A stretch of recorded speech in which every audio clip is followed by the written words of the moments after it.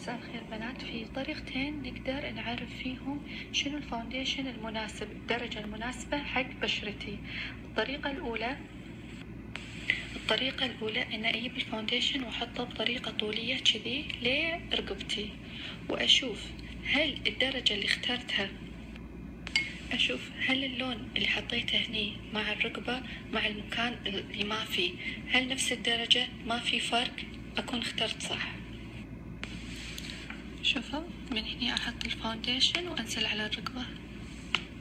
الحين في 3 درجات، تتوقعون أي واحدة الصح؟ أي تقولون صح؟ هذه الدرجة الصح. شوفوا شلون ما في فرق عن لون البشرة، نفس لون الرقبة.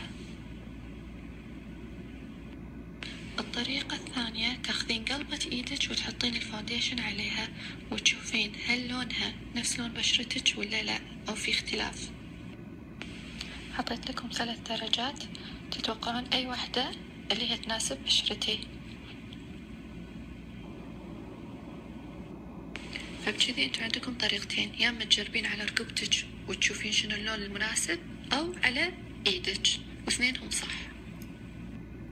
في ملاحظة أبي أقول لكم إياها، إن لا تعتمدون على إضاءة المحل لأن ساعات تخدع. أنا أفضل تحطونه عليكم وتخلونه، يا أما تشوفينه تحت إضاءة الشمس أو تشوفينه في إضاءة البيت. فيعني لا تشتري من أول شيء، جربي وبعدين رجعي اخذي.